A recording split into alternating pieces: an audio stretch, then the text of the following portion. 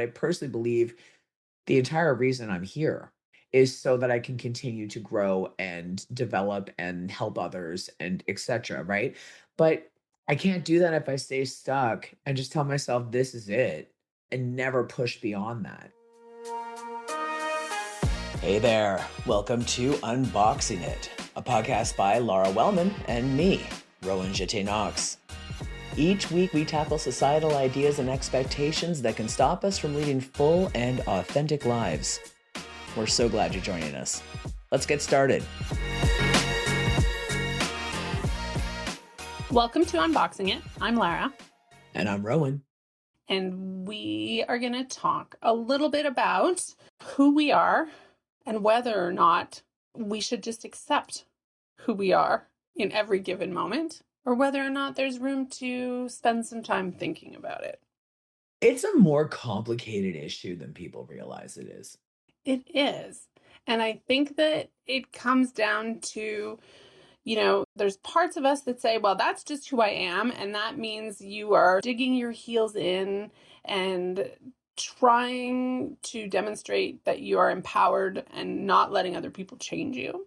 And the other side of it is that I think when people say that's just who I am, it's because they feel like that's the opposite of being empowered. It's where I see people saying, like, that's just how it goes. And certainly, as I just said that, I was like, oh, that's what I do with feeling sick. That's just who I am. I feel sick. But there are things that you can do. There are ways that you can look into things. There are times when doing a little reflection means that you could change things. And once you've done that reflection and you come up with the end result where you're back to the same place, yes, that is who I am. I think the reason this conversation is important is the difference between that's just how it is and I've spent time thinking about this and I have figured out that this is how it is. And it's such a small difference. Like, it's a small difference when you say it, but it's a big difference when you think about what went into deciding and embodying and figuring out what works for you as a human being. I have so many examples of this in my personal life, but we can talk about it in a bigger context right now, more general context. When you kept saying it like that, when you kept going like, "Well, that's just who I am," it made me think of a dad, like a stubborn middle-aged dad who's just Yeah. like, "No, I don't do that's just who I am. I don't do that stuff." And that is I think we all know a dad like that. We all know a man like that. And we know some women like that. We know a lot of people like that in general, but I know so many men like that, especially older men who just say, "Oh, that's just who I am. I'm not going to change."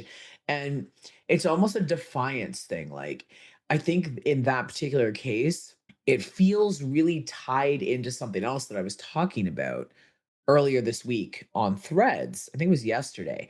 There was a man who was talking about how he tried to be vulnerable online and he deleted the post because he was told by a lot of people women have it worse. Women have it worse. And so he's like, look, if we want to change things, we have to leave room for men to be able to be vulnerable too. And this led to a much deeper conversation where he got a lot of support, including from me, because I said, look, I'm the same person, but I lived as a woman for over 40 years and I was allowed to express my feelings. I was allowed to grow. I was allowed to be vulnerable. I was allowed to do those things. And then now that the world sees me as a man, like, same person, same emotions, same everything, same level of vulnerability.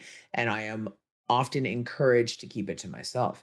And I think when we think about a man in that context, but maybe just a lot of people in general, it's people who have tried to explore things maybe in the past, maybe a long time ago, maybe when they were kids, maybe they tried to make a change and they were shut down. They were shut down really fast. Society really loves to keep people in boxes. We've talked about this a lot. And so, how much of this is learned behavior and how much of this is maybe fear of pushing back against that learned behavior? Yeah, I think it's probably a lot of them or all of them. Perhaps throughout your life, you've struggled to have emotional conversations and it went badly when you tried to. I mean, this is the example you just gave, but that gets reinforced to the point where you think it's not worth trying anymore. And I don't know that everybody thinks, I don't even know that this makes sense, but I think that there are times when people are like, there's no point, right? So it's not that I'm not willing to look into it. There's no point. I've tried. This has been hard my whole life. I can't change it. And Mm. maybe there's some truth to that, but there's also the idea that you can look at something in a different way, right? It's not that you don't just have to try harder. You don't have to just push harder. You don't have to be stricter. You have to think about things and unpack it.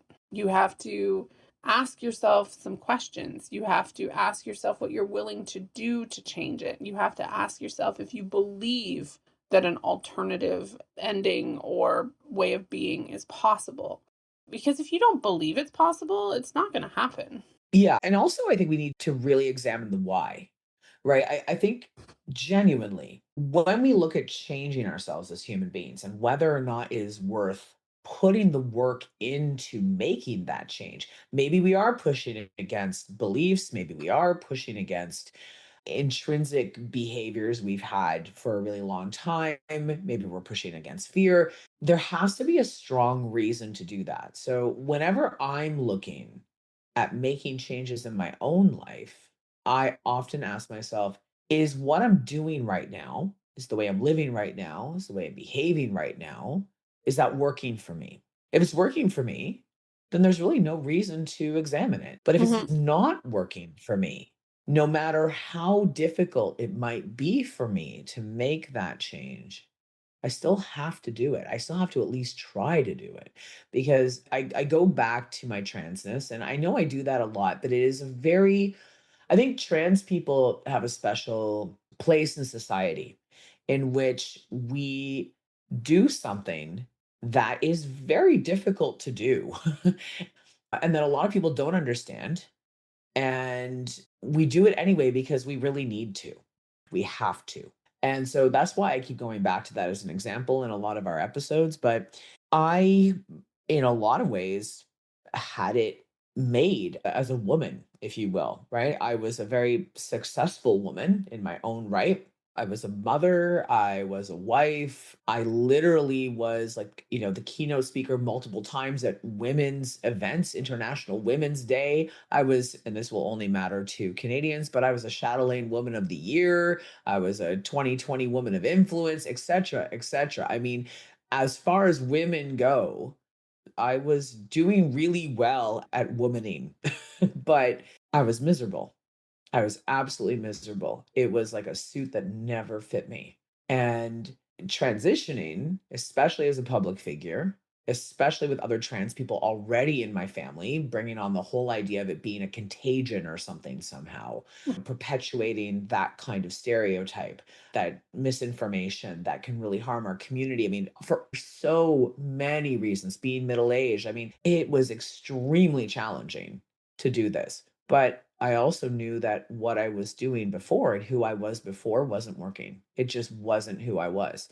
And so that I use as an example simply because it is an extreme example in some ways of the way that I'm living or who I am right now just isn't working for me. And so at that point, do I just keep going, well, that's just who I am? Because you know what? I tried the self acceptance thing. I tried to just be like, well, I'm a woman. I mean, gosh, could not get more woman than I was. If you really want to look at it that way, it didn't work.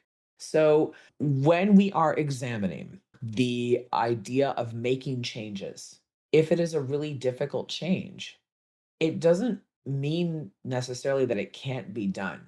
It just means that we need enough motivation to do it.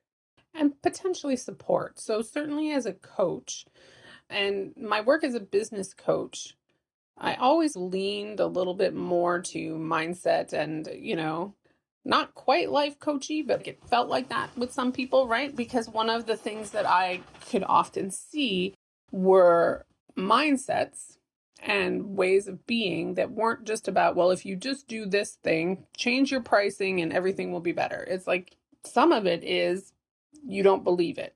And that maybe you need to look at that. Some of it is around confidence. I mean, mindset impacts every little tiny inch of our lives, right? Like it's everywhere.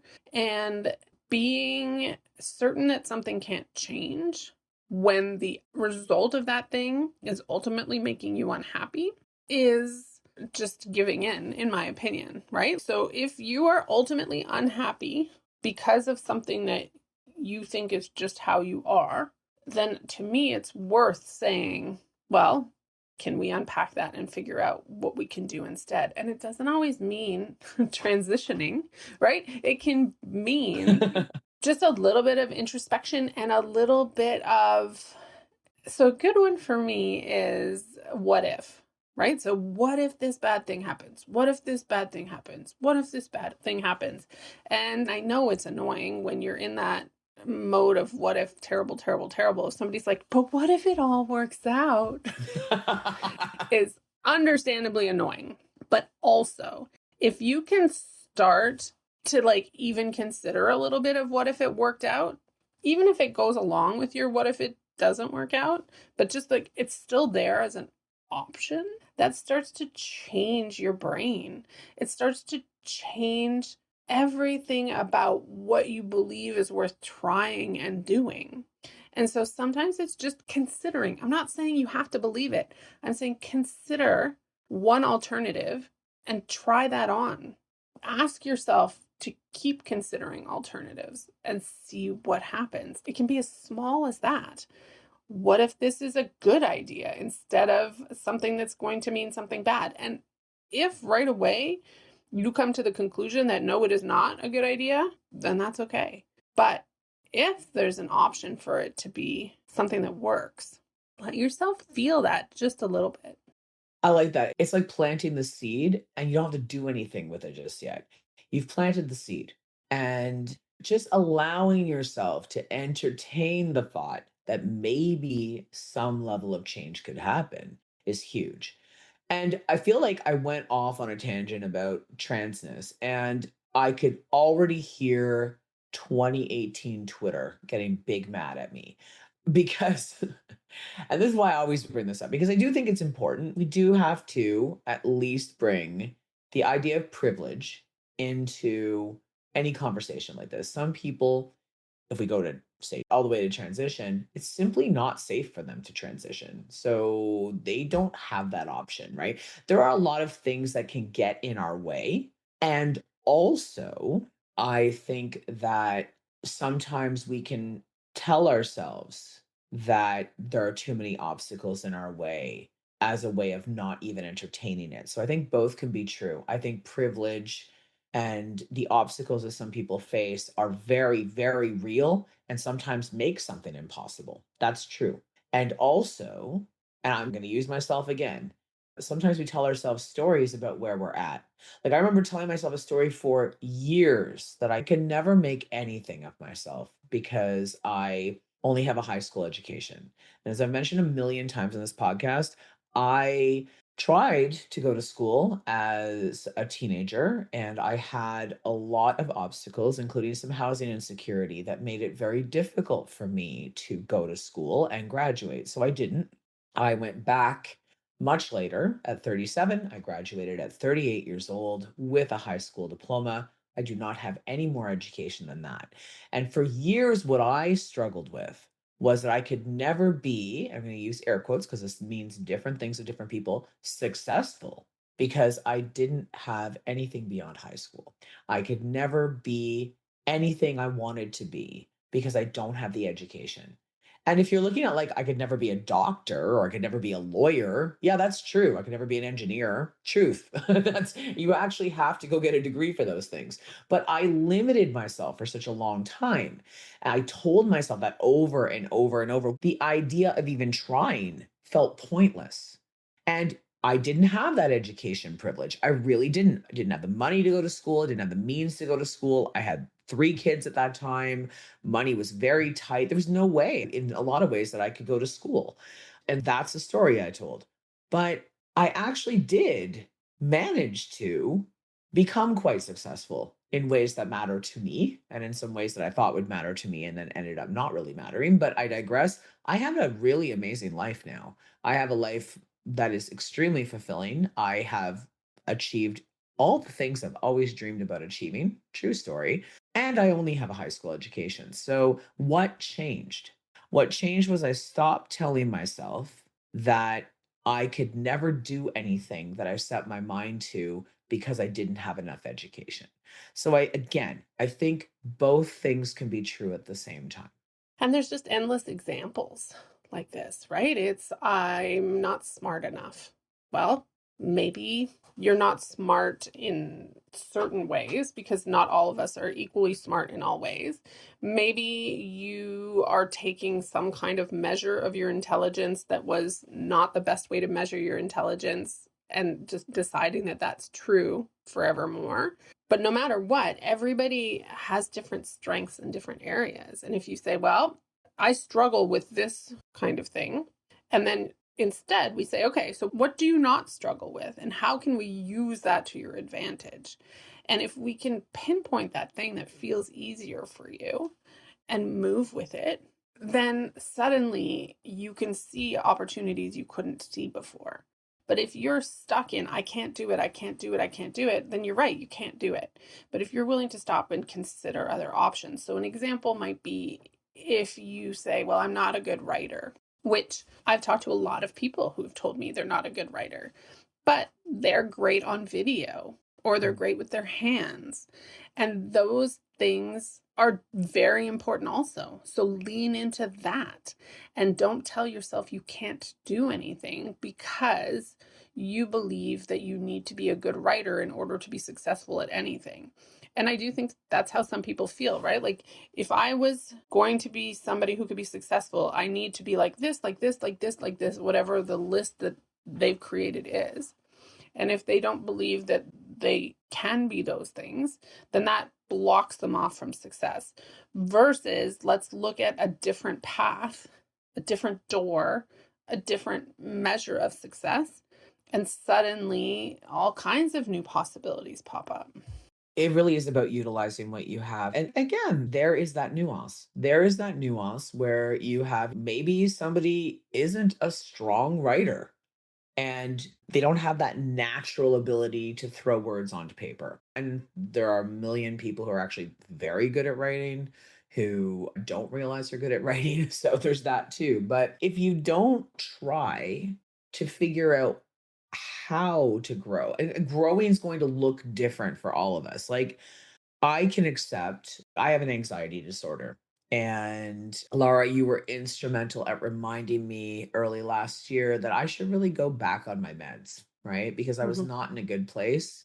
And I did go back on my meds and I take them every day and I am in a much, much better situation because of it. So thank you.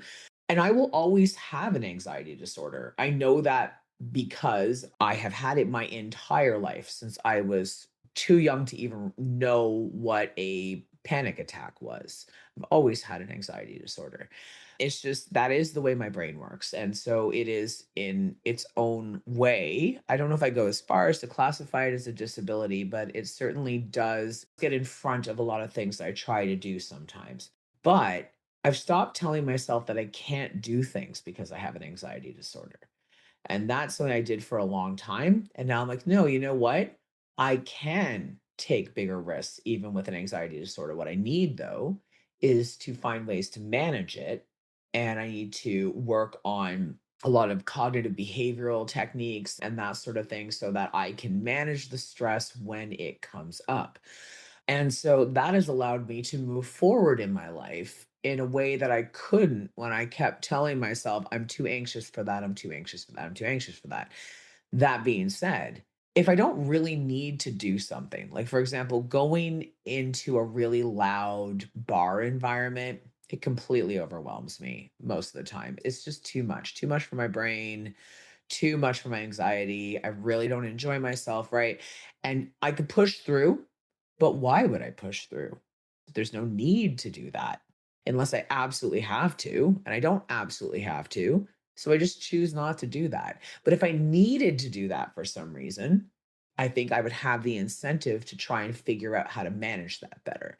So it really is, for me, all about accepting who I am and making some allowances for that, but also not using who I am as a reason not to grow in the areas that I feel I need to grow.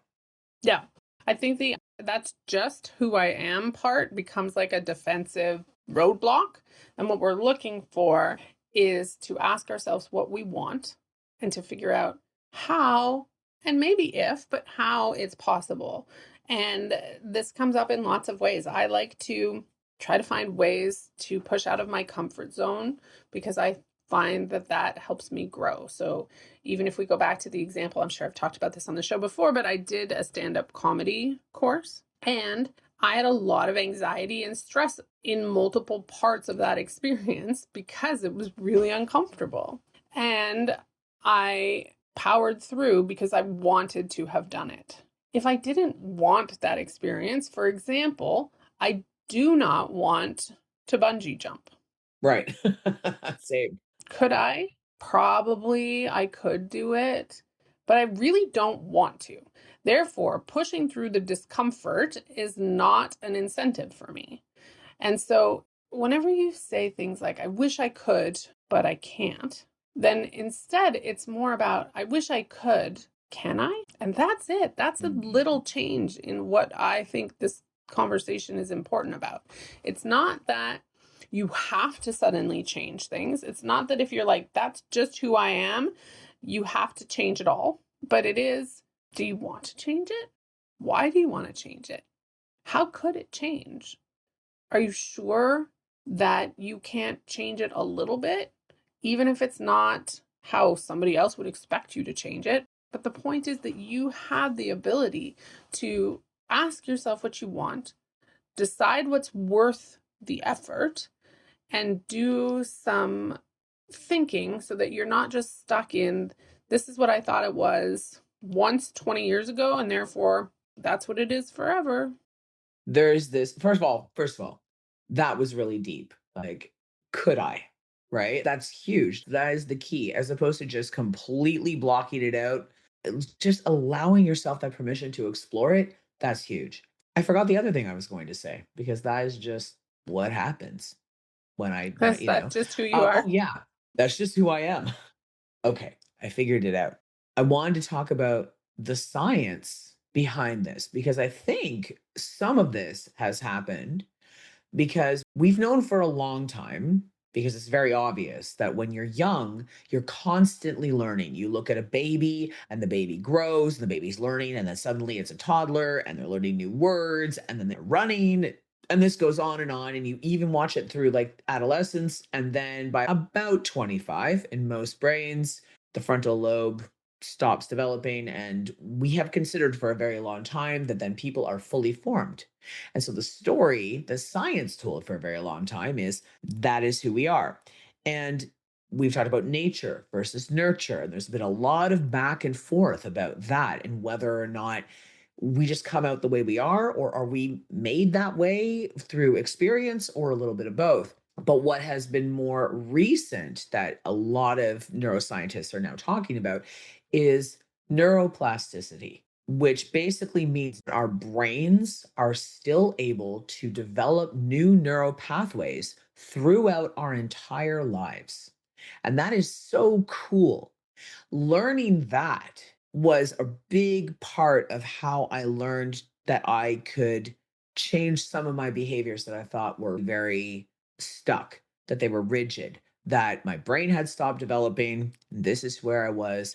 And then suddenly I'm introduced through YouTube videos by neuroscientists to the concept of neuroplasticity. And I really encourage people to look this up. If you really think this is who I am and I can't change, I can never change this, that might be true of some things. Certainly, there are some things. Some people just have a bit more of a sense of humor. Some people are a little more laid back.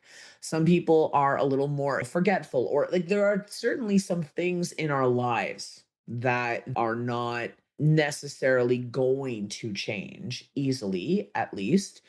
But neuroplasticity allows us to develop new mindsets. It allows us to develop new behaviors.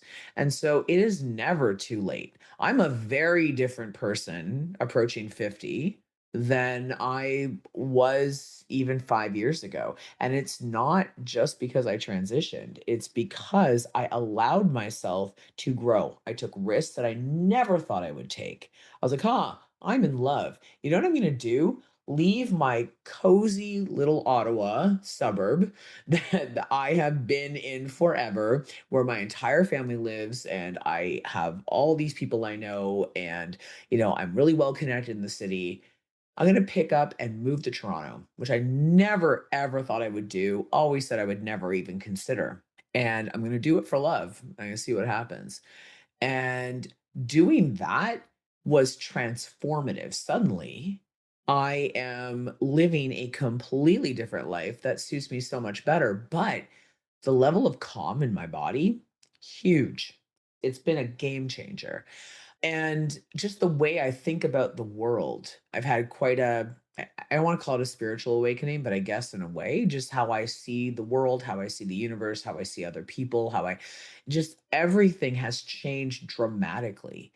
So I do think sometimes that when we know we can grow, when we know we can change something, when we know there's at least a hope that something can change, it really does help us because people are growing all the time. I personally believe, and everybody's different, but I personally believe the entire reason I'm here is so that I can continue to grow and develop and help others and etc. Right? But I can't do that if I stay stuck and just tell myself this is it and never push beyond that. So, yeah, going past your comfort zone, even just a little bit, even with just that thought that you were saying, Lara, of could I? That can open the door to so many things. Yeah. I have a little list of things that I thought of while you were talking, so you're gonna just run through some of them. Well, I was like on my large ramble. I am a man with a podcast, So, I mean, isn't that the whole point that I just want everyone to listen to me? Well, and the whole point for me is that I love when my brain gets excited and thinks of all the things. So this is perfect. But I think the neuroplasticity thing is huge, especially if you're our age or older, Gen X or older. We were definitely taught you can't teach an old dog new tricks. And that was really something that everybody believed was true. And then when science was like, actually, neuroplasticity means you can learn things all the time, it's just a good reminder. If you think, I didn't learn that, I'm older now and I can't do it. Like, yes, you can. You can try new things. You can do new things. You can still grow and just push through things and find new ways of being. So I think that's such a good reminder. I was thinking of another example as we were talking about the kinds of things that people believe. It's one I hear a lot of because of the art that I do is like, I am just not a creative person. And I don't generally believe people when they say that because they are creative in some way and they can find the creative endeavor that is right for them.